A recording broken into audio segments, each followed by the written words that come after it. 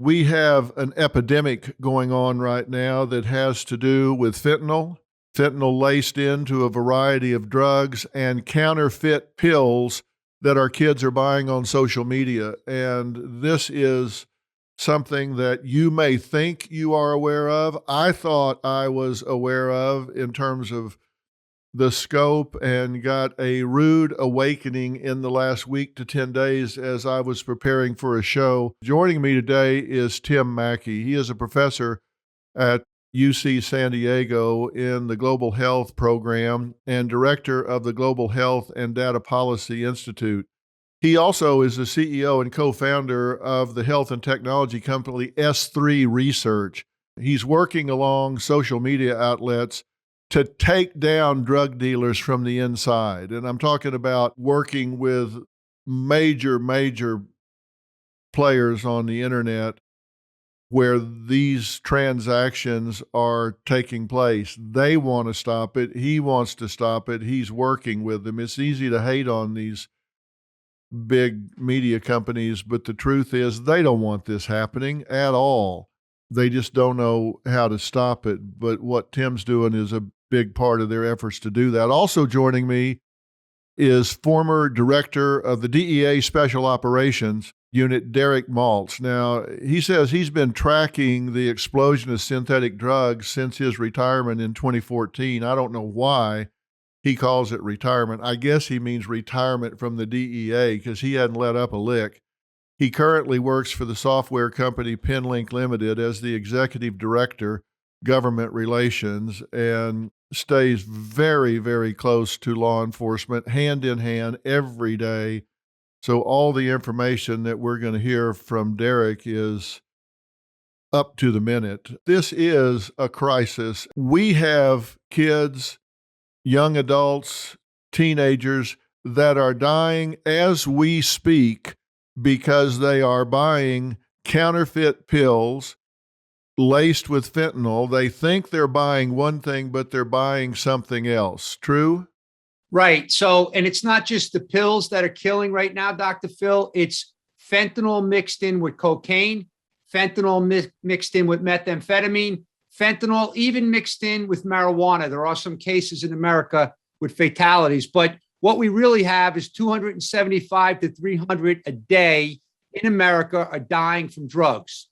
The CDC most recent statistics in a 12-month period ending June of 2021 reveal 101,263 dead Americans from drugs. It's also now the leading cause of death for all Americans aged 18 to 45. But we are seeing many kids as 12 years old dying, 13, 14, 15. When you say it's a leading cause, specifically, what are you saying is the leading cause? Fentanyl poisoning, okay? They call it fentanyl overdoses, but I call it poisoning because that's what it is. More prevalent than COVID deaths, car accidents, and even suicide. Okay, so we're not talking about just drug use. We're talking about fentanyl poisoning in the drugs that are being purchased. Right. A great example, Dr. Phil, is some 14-year-old sees his mother taking Xanax, has no idea what it is, goes online and it says it's for anxiety and depression.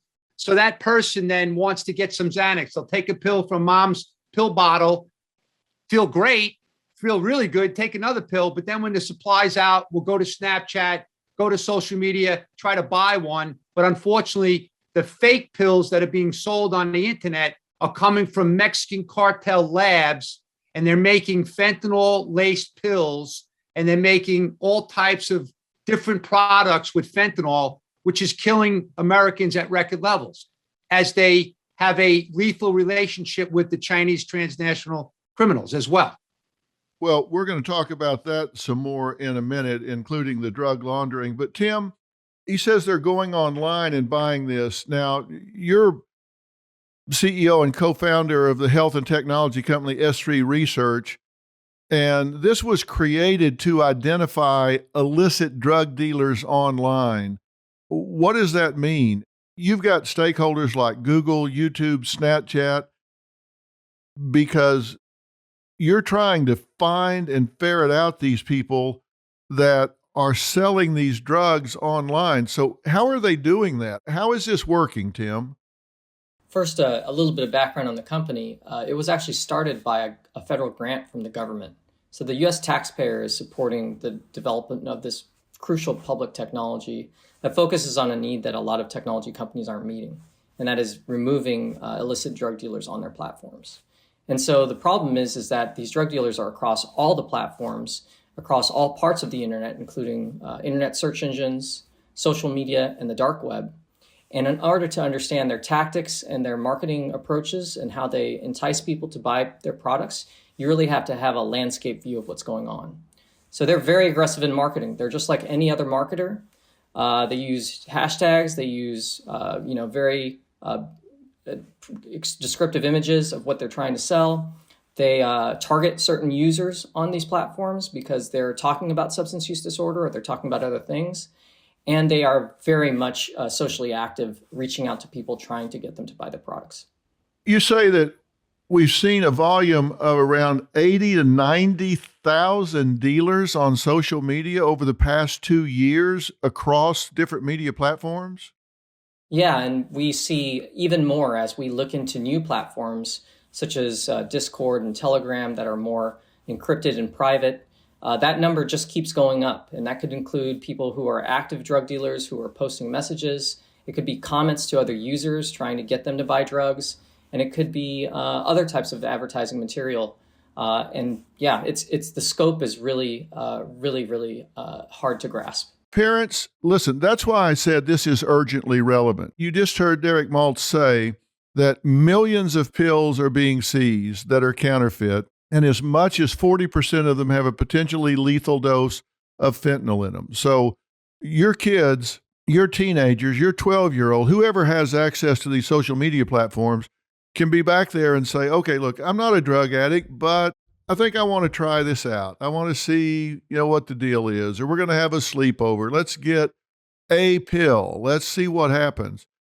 And maybe they get one pill and they break it up into parts and pieces and share it among 3 or 4 of them. And every one of them can drop dead. And if you think, well, now you're being dramatic, Dr. Phil, they're going to get one oxycodone counterfeit pill and 4 of them drop dead. Yes, that's exactly what I'm saying. It happened just recently in Long Beach with some comedians, and it wasn't even counterfeit pills. It had to do with cocaine and marijuana. We just had a group of parents on our show with kids that were not drug addicts. They ordered exactly that, one pill.